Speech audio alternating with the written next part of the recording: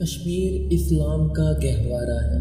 فلک بوز پہاڑوں کے درمیان واقع اس خطے کو اسلام کا مرکز بنانے میں صوفیاء کرام اور اولیاء کرام کا نمایاں ہاتھ ہے۔ اس سے پہلے کشمیر میں کفر کے اندھیرے چھائے ہوئے تھے۔ جی ہاں ناظرین، جی آج بات کریں گے ہم سیف الملوک اور ان کے رائٹر میاں محمد بخش کے بارے میں تفصیل سے۔ سیف الملوک کو سفر العشق اور مصنوی عشق بھی کہا جاتا ہے۔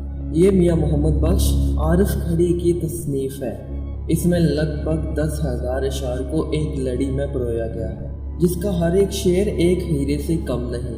پنجابی زبان کے ممتاز صوفی شاعر میاں محمد بخش اپنے آفاقی پیغام، لافانی کلام اور اعلیٰ فنی محاسن کے سبب عالمی مرتبے کے شعراء میں شامل ہیں۔ ان کے کلام کو عوامی مقبولیت کی لازوال سند حاصل ہے۔ انہوں نے پنجابی زبان اور ادب کو گراں بہا ادبی خزانے عطا کر کے اسے بے حد ثروت مند بنایا ہے۔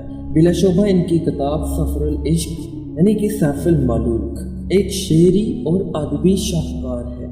چنانچہ 1.5 صدی سے سیف الملوک کی مقبولیت میں اضافہ ہوتا جا رہا ہے۔ سیف الملوک کے شاعر میاں محمد بخش کی زندگی پر روشنی ڈالیں تو آپ پنجابی زبان کے شاعر تھے اور آپ کو رومی کشمیر بھی کہا جاتا ہے۔ آپ کی پیدائش سن 1830 میں کھڑی شریف کے ایک گاؤں چک ٹھاکرا میرپور آزاد کشمیر میں ہوئی۔ آپ کا تعلق گجر فیملی سے تھا۔ آپ کے والد گرامی کا نام شمس الدین قادری تھا اور دادا میاں دین محمد قادری تھے۔ ان کے باوجداد چک بہرام ضلع گجرات سے ترک سکونت کر کے میرپور میں جا بسے۔ ان کا حسب نسب 4 پشتوں کے بعد پیرا شہزادی دمڑیاں والی سرکار سے ملتا ہے۔ آپ نے ابتدائی تعلیم کھڑی کے قریبی گاؤں سموال کی دینی درسگاہ سے حاصل کی، جہاں آپ کے استاد غلام حسین سموالی تھے۔ آپ نے بچپن ہی سے علوم ظاہری اور باطنی کی تکمیل کی اور ابتدا ہی سے بزرگان دین سے فیوض و برکات حاصل کی۔ سیر و سیاحت کی، کئی عرصے تک کشمیر کے جنگلات میں مجاہدے بھی کی اور شیخ احمد ولی کشمیری سے اخذ فیض بھی کیا۔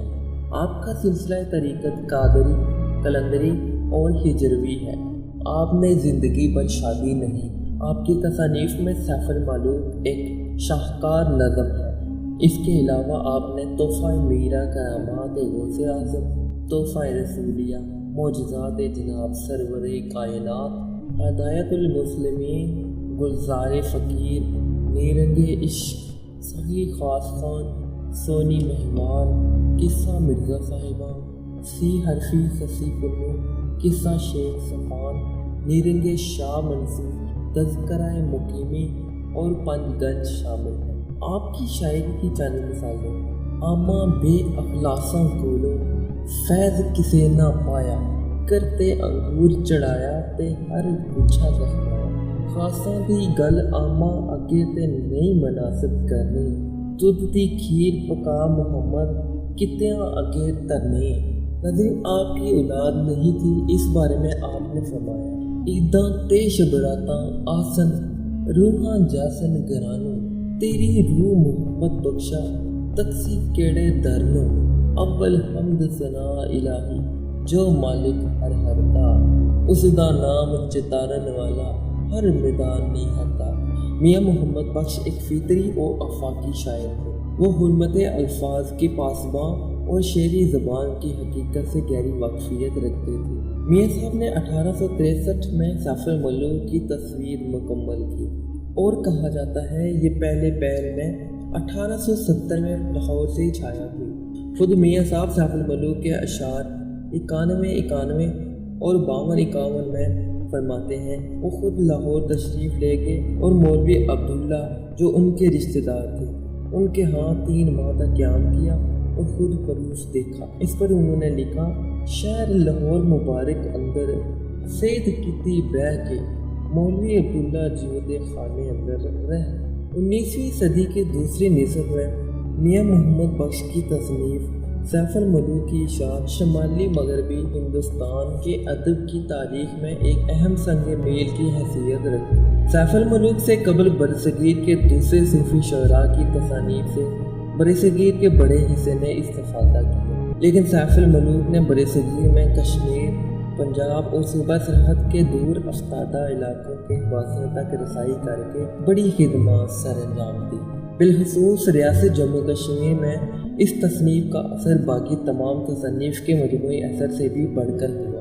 سیف الملوک کی اشاعت تک ان علاقوں میں علم و ادب صرف پڑھے لکھے لوگوں تک محدود رہا، جن کی تعداد آٹے میں نمک کے برابر تھی۔ سیف الملوک ایک دھماکے کی مانند وارد ہوئے اور خاص کر ناخواندہ لوگوں میں ایک جادوئی اثر تشہیر کے حامل ہوئی۔ چند ہی برسوں میں یہ کتاب ہر گرہستی کا ضروری جز بن گئی۔ اس کتاب کے ہر دل عزیز ہونے کی کئی وجوہات ہیں، جن میں سے ایک وجہ چونکہ مصنف نے مختلف مقامی زبانوں پہاڑی، پٹھاری، پنجابی اور ہندو کے امتزاج کو ذریعہ اظہار بنایا، اس وجہ سے اس کو بڑی پذیرائی حاصل ہوئی۔ داستان سیف الملوک ایک منظوم قصہ ہے۔ یہ داستان ہے پری بدیع الجمال اور شہزادہ سیف الملوک۔ یہ داستان صرف ایک کہانی ہی نہیں، اس میں توحید کے پرچار کے علاوہ سماج سدھار باتیں بھی۔ اس داستان کے بہت سے شعر اب پنجابی میں محاورات کے طور پر استعمال کیے جاتے ہیں۔ میاں محمد بخش عارف کھڑی کی زندگی کا سورج 22 جنوری 1907 کو غروب ہو گیا۔ آپ کا مزار کھڑی شریف میرپور میں واقع ہے۔ ہزاروں کی تعداد میں زائرین آپ کے دربار پر تشریف لاتے ہیں اور عقیدت حاصل کرتے ہیں۔ ناظرین، ملتے ہیں نئی ویڈیو میں نئی انفارمیشن کے ساتھ۔ تب تک کے لیے اپنے ہوسٹ قاسم شبیر کو دیجیے اجازت۔ اللہ نگہبان۔